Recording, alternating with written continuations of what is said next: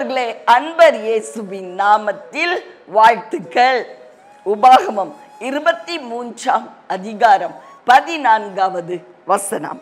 உன் தேவனாகிய கர்த்தர் உன்னை ரட்சிக்கவும் உன் சத்துருக்களை உனக்கு ஒப்பு கொடுக்கவும் உன் பாளையத்திற்குள்ளே உலாவிக் கொண்டிருக்கிறார். ஆகையால் அவர் உன்னிடத்தில் அசுசியான காரியத்தை கண்டு உன்னை விட்டு போகாதபடிக்கு உன் பாளையம் சுத்தமாயிருக்க கடவது. உன் பாளையம் சுத்தமாயிருக்க கடவது என்று கர்த்தருடைய ஆவியானவர் நம்மோடு பேசியிருக்கிறார். பிரியமானவர்களே, எங்க அம்மா எங்க வீட்டுக்கு வந்தாங்கன்னா நான் பயங்கரமா என் வீட்டை தொடச்சி கிளீனா வைப்பேன். பாத்ரூம் எல்லாம் 3 தடவை கழுவுவேன். ஏன்னா எங்க அம்மா ரொம்ப சுத்தமா வச்சிருப்பாங்க. அவங்க இருக்கிற இடத்துல ஒரு சின்ன அழுக்கு கூட இருக்காது. அப்படியாய் தூய்மையாய் அவங்களுடைய காரியங்களை வைத்திருக்கிறத நான் பார்த்துருக்கிறேன். அதனால அவங்க வரும் பொழுது என்னுடைய வீட்டையும் கூட நான் அதிகமாக சுத்தப்படுத்துவேன்.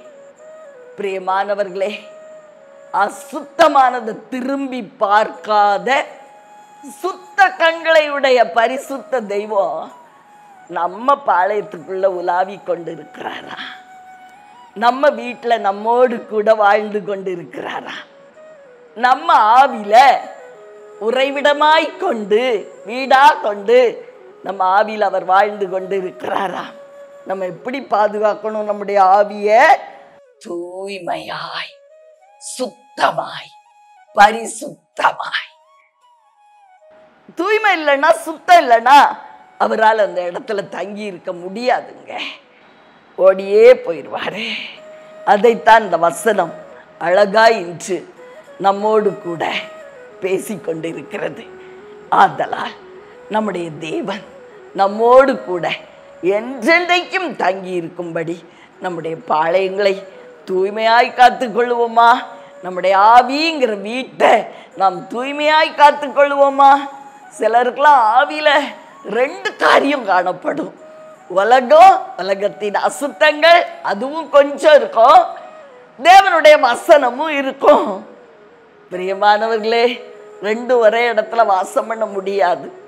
தூய்மையும் அழுக்கும் ஒரே இடத்துல எப்படி இருக்க முடியும்? நம்முடைய ஆவிங்கிற வீட்டை சுத்தமா பாதுகாத்து கொண்டால் தேவனாகிய கர்த்தர் நம்மோடு கூட அவர் தங்கி இருக்கிறது நிச்சயம். நம்மளை விட்டு விலகவே மாட்டார், நம்ம கூடவே இருப்பார். எல்லாவற்றிலும் ஜெயந்தான். நமக்கு அவர் கூட இருந்தா ஜெயந்தானே.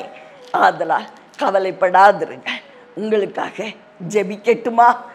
அன்பின் பரலோக தகப்பனே, அருமையான நல்ல ரட்சகா, ஆவியான அன்பு தெய்வமே, பரிசுத்த தெய்வம் எங்களுடைய ஆவியிலே வாசமாயிருக்கும்படி நாங்கள் எங்களுடைய பரிசுத்தத்தை காத்துக்கொள்ள உதவி செய்யும் நாதா.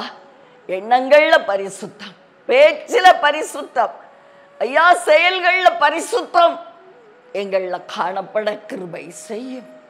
ரட்சகர் இயேசுவின் நல்ல நாமத்தில் ஐயா, நீங்க தங்குற வீடாகிய எங்களுடைய ஆவிய தூய்மையா காத்துக்கொள்ளணுங்கிற அந்த பயபக்தி எங்களுக்குள்ளே காணப்படட்டும். இயேசுவின் நாமத்தில் பிதாவே, ஆமென்.